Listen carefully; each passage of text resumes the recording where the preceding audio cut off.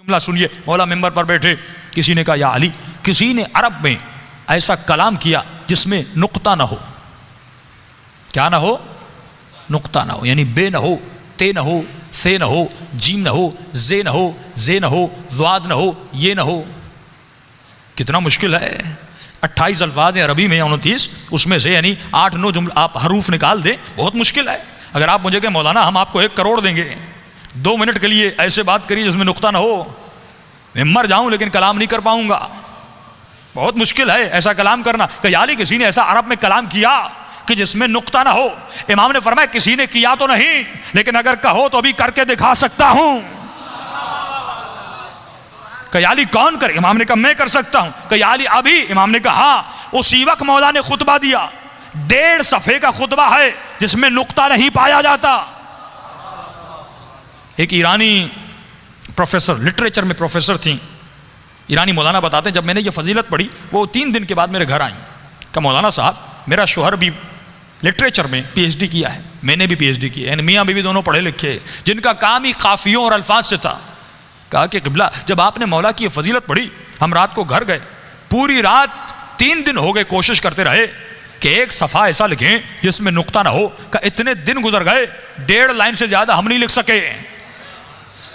تو پتا چلا دنیا میں بھی جتنے علوم حاصل کرو کرنے کے بعد بھی علی کا مقابلہ نہیں کر سکتے، کیونکہ یہ علم حصولی نہیں، علم لدنی ہے. پھر کا مولا کوئی ایسا کلام کر سکتا ہے جس میں الف نہ ہو. واولز کی حیثیت آپ جانتے ہیں کتنی اہمیت کی حامل ہوتی ہے. الف کی حیثیت عربی میں بہت ہے. امام نے کسی نے کیا تو نہیں، لیکن ابھی کہو گے تو علی کر کے دکھا سکتا ہے.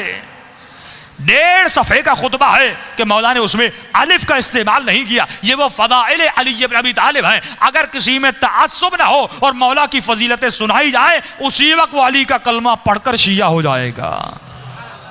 عقل و عقلانیت سے گفتگو کریں. یہ مذہب عقل و عقلانیت کو بیدار کرتا ہے. اسی لیے فرمایا التفکر الساعہ افضل من 70 سنہ عبادہ. 1 گھنٹے کا سوچنا 70 سال کی عبادت سے افضل ہے. یہ سوچنا انسان کو اور بنا سکتا ہے، یہ سوچنا انسان کو جنتی بنا سکتا ہے. کہ حاسبو قبل ان تحاسبو، اے مومن و مسلمان اپنا حساب و کتاب کر اس سے پہلے کہ ملائک تیرا حساب و کتاب کریں. 60 سال 70 سال زندگی گزر گئی، لیکن مقام افسوس ہے اگر امام زمانہ کی زیارت نہ ہو، اگر امام حسین کی زیارت نہ ہو، اگر اپنے کسی بھی ائمہ کی زیارت نہ ہو. عزیزو جناب سعید کا واقعہ آپ نے بہت سنا، لیکن اس سے پہلے ایک ذکر بتاؤں. روزانہ کوشش کروں گا کہ اذکرونی اذکرکم کی منزل کو سمجھاتا ہوا آگے بڑھوں اور اپنی روحانیت کو کیسے بڑھایا جائے، اپنا لائف سٹائل اہل بیت کے لائف سٹائل جیسا کیسے بنایا جائے. یہی ذکر کتنا فائدہ دیتا ہے. ایک شخص کہتا ہے میرا باپ بڑا گنہگار تھا، میں نے غسل و کفن دے کے اسے دفن کیا. رات کو خواب میں اپنے باپ کو دیکھا. تعجب تب ہوا جب میں نے اپنے باپ کو جنت میں دیکھا. میں نے کہا بابا آپ تو بڑے گنہگار تھے، آپ تو بڑے خطا کار تھے، آپ جنت میں کیا کر رہے ہیں؟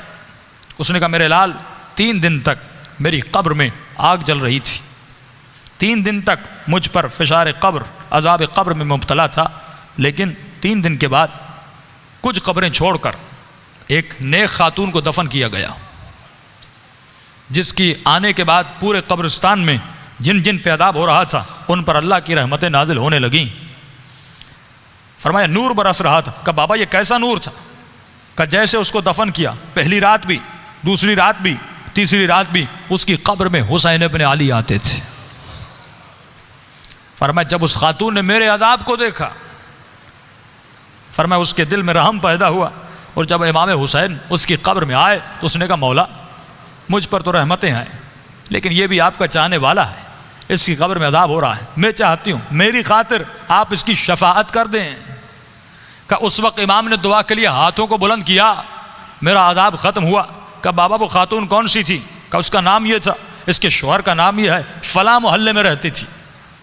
یہ نیند سے اٹھا، اس محلے میں گیا، اس شخص کا نام پوچھا.